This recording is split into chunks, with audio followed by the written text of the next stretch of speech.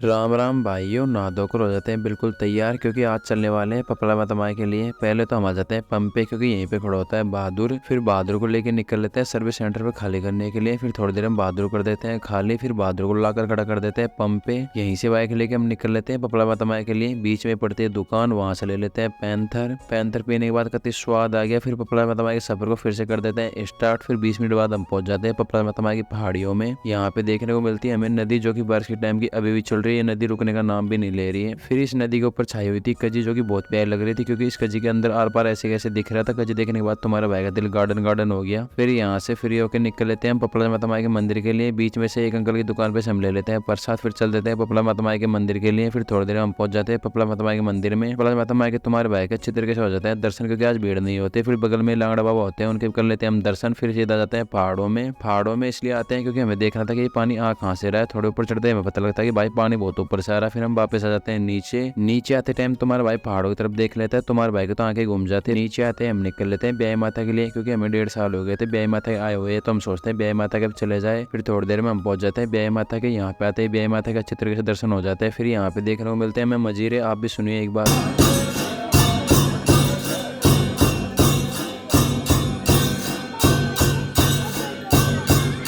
मजीरे सुनने के बाद तुम्हारा भाई निकल लेता है घर के लिए। बस भाइयों, आज के लिए इतना ही है, तब तक के लिए बाय बाय।